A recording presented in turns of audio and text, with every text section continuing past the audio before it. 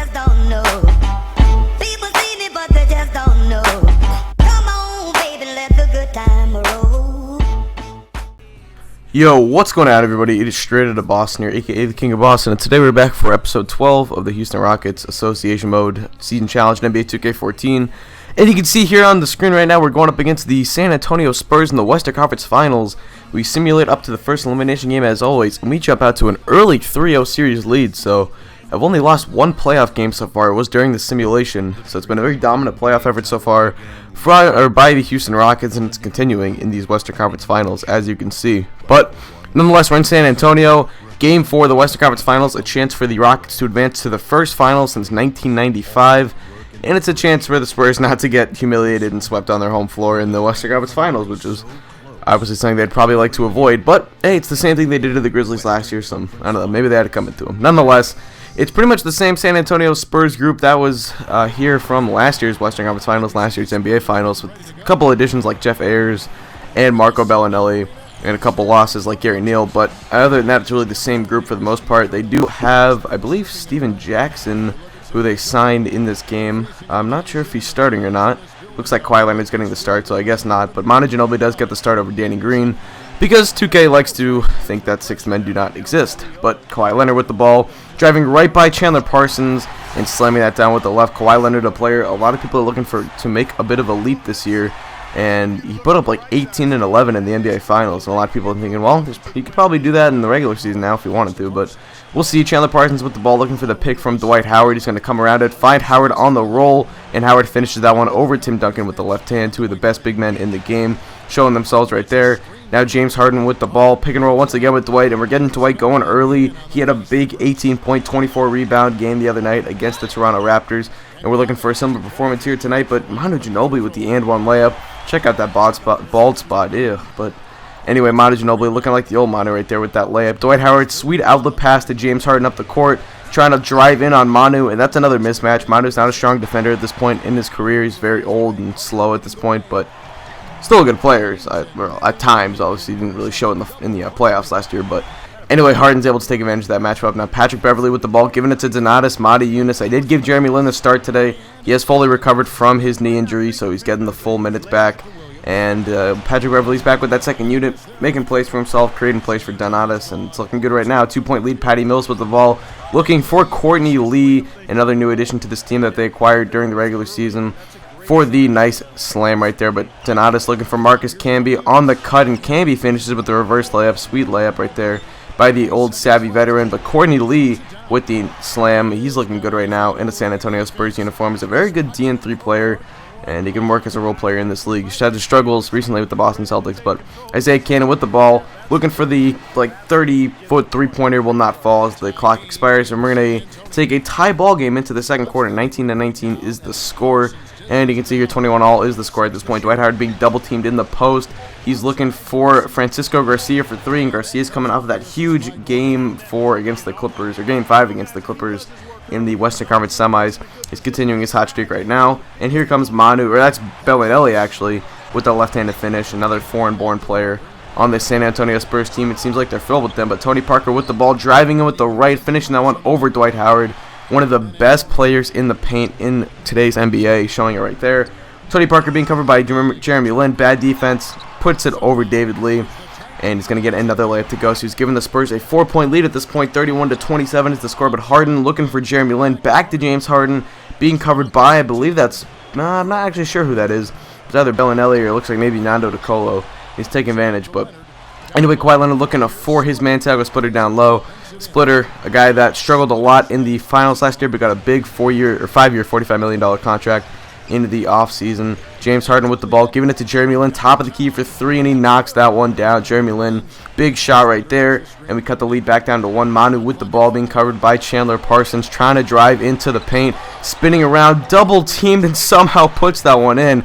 Looking like the 2006 Manu Ginobili, as he is really getting it going at this point. 35-32 is the score. Harden with the ball just pulls up straight in Nando DeColo's face and knocks that one down at 37-36. Harden with the ball once again, looking for an ISO. This time he's going to set a screen, or get a screen, and finish the reverse layup right there. Sexy, sexy shot by James Harden. 39-36. Ginobili with the ball, You can see he's had a hot start today. He's getting into the paint once again. Hop step over his man and finishes that one strong. So it's back down to a 2-point lead now. And we would end up missing the buzzer beater. So we're going to take that 2-point lead. 42-40 is the score heading into the half. The Rockets get a 2-point advantage in that quarter and use that to gain their lead. And now, still same score. Start of the third quarter.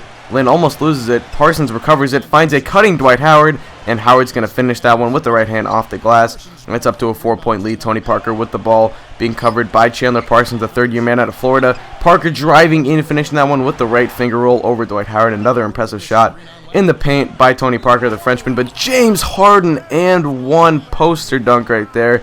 And he's going to give us a 5-point lead. Now here's a jump ball. We recover it. Dwight Howard with it, gives it to Jeremy Lin. We're looking to run here. Finds Chandler Parsons, long two, and he will knock that one down. Almost a three-pointer, but his foot was on the line, so it's up to a 7-point lead. Now trying to get that ball into the corner. Caught by Ginobili, who finishes that one with the right, and Ginobili's hot day continues, trying to save his season right now. James Harden with the ball, trying to drive up on the fast break, looking for Jeremy Lin in the corner for three, and he knocks that one down. The corner three is the easiest three in the game, and Jeremy Lin takes advantage right there. Now it's up to an 8-point lead. Ginobili for three. Manu Ginobili playing like a man possessed right now. He's been their best player all game, and he's really showing it. But here we go. Corey Joseph with the ball, gets the steal. He's going on the fast break, and he's going to finish that one with the right despite a nice attempt by Jeremy Lin there. So back down to a 1-point lead. Isaiah Cannon with the ball, trying to go to work on Corey Joseph, and this man does not need a lot of space. He takes it, and he makes it. A huge three-pointer from Isaiah Cannon, the rookie out of Murray State. Now Jeremy Lin with the ball. He's going to look for Isaiah Cannon, who Euro steps into the lane, almost gets the and one, but Isaiah Cannon getting some big minutes for us right now. Puts up the first free throw, knocks that one down, and now he's got the second free throw, trying to make it a 6-point lead for the Rockets, and he will. 2 of 2 from the line, and we have a 61-57 lead. Courtney Lee with the miss, gets his own rebound, tries to put it back up, misses it again, but Courtney Lee gets his second offensive rebound, and his third shot of the possession knocks it down. But we carry a 4-point lead into the fourth quarter. 63-59 is the score. We cannot pull away just yet, but the Spurs seem to not quite be able to get that lead. They can't kind of get over the hump at this point, but Patty Mills looking for Tim Duncan down low with the left hand, and he finishes that one, so it's back to a tie ball game. Now we're up at 1 point once again. Lynn with the ball, trying to drive in on Courtney Lee, finds James Harden cutting baseline, and Harden knocks down the 18-footer, and it's back up to a 3-point lead for the Rockets. Now Patty Mills with the ball being covered by Lynn Sanity, and Mills trying to get into the paint. Shot clock winding down, forces it up with the right hand, reverse off the glass. Patty Mills, wow, welcome to the game. But here we go, Courtney Lee top of the key for three, and he knocks that one down, and the Spurs retake a 2-point lead. And they appear to kind of finally get over that hump. Let's see if they can start to pull away. Parsons with the ball, looking for Dwight. Dwight, little 10-foot jump shot. Nice shot by Dwight. You don't see that too often, but we've seen it a couple times in this series. James Harden with the ball, looking for Jeremy Lin. Corner three once again, and Jeremy Lin knocking down those three balls. That's what we need out of him. If he wants to keep getting those starts out for Patrick Beverley, he's got to be able to hit the three ball. Pick and roll here. We have the second unit in. Greg Smith is going to knock that one down. It's a 9-0 run. We have the second unit in because our first unit was getting a little bit tired, so I decided to spare them a couple minutes here. But Kawhi Leonard with the ball, giving it to Manu, and Manure as he was once called. Manu Ginobili putting it in. What a shot. I mean, what a game by him, really, but we're starting to pull away here. Francisco Garcia, a long two. They'll give him two on that, not a three, and it's 80-72. Now, running the fast break, I'm looking for a wide open Greg Smith cutting across the floor, and he slams that one down two hands. Now 84-72. We've started to pull away here. Can they hit one more shot? One more big shot to try and get back in this game. Manu. No way. Of course it's Manu Ginobili coming up big, but it's still a 9-point lead. We're looking for Chandler Parsons. Big three. He knocks it down. Chandler Parsons is hyped. He knows he's headed to the NBA Finals. Jeremy Lin misses the mid-range, but David Lee is there. Back to Lin, to James Harden for three. Knocks it down, and this one is all but over. 95-77 is the score, and the Houston Rockets are going back to the NBA Finals for the first time since winning it all with Hakeem Olajuwon, Clyde Drexler, Kenny Smith, Robert Horry, guys like that in the mid-90s. 1994 and 1995, they won 2 NBA championships. They'll be looking for a third. I believe they have not won any others in their franchise history. I think the only other time they've even been to the finals was... someone told me they made it in... Oh, no, yeah. They did not make it in 97. They made the Western Conference Finals in 97, but I know they made it in 86 against the Celtics, and they lost in 6 games. I'm not sure if they've ever made it since then, but anyway, or outside of those 2 Hakeem championships. I'm pretty sure this is the first time they've made it without Hakeem Olajuwon, so that's interesting.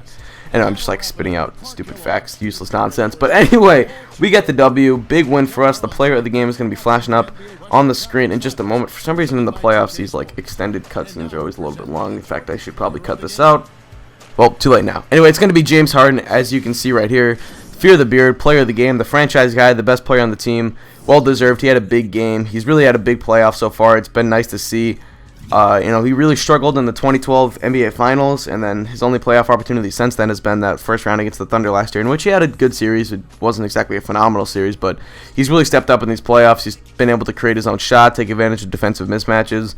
I mean, the first couple of rounds, I know Wesley Matthews is a good defender, but if you look at the second and third round being covered by Jamal Crawford and Manu Ginobili, he's really been able to take advantage of those mismatches. So anyway, you can see getting the slam right there with the left hand, putting up for the three. He's a really complete offensive player, and that's just something that's really good to have, and he fits well with Dwight Howard, who's just a very strong defensive player, so you kind of get two really strong players on both ends of the floor. But anyway, you can see we hold them to 43% shooting. We shoot 50%, and that was really the difference in the game. We also hit a couple more threes than them, but nonetheless, James Harden, 27 points, gets 2 steals and a block as well. 11 of 22 from the field. Nice night for him. And you can see here the rest of the team. We got a 3 out of Francisco Garcia. We got a couple points out of Donatas. Manu Ginobili, 24 points, did all he could, even though he only shot 9 of 23. So it wasn't really an efficient night, but he was really carrying the team nonetheless. Anyway, that's pretty much going to do it. Thank you guys for watching. Hope you did enjoy, and this was out. Peace.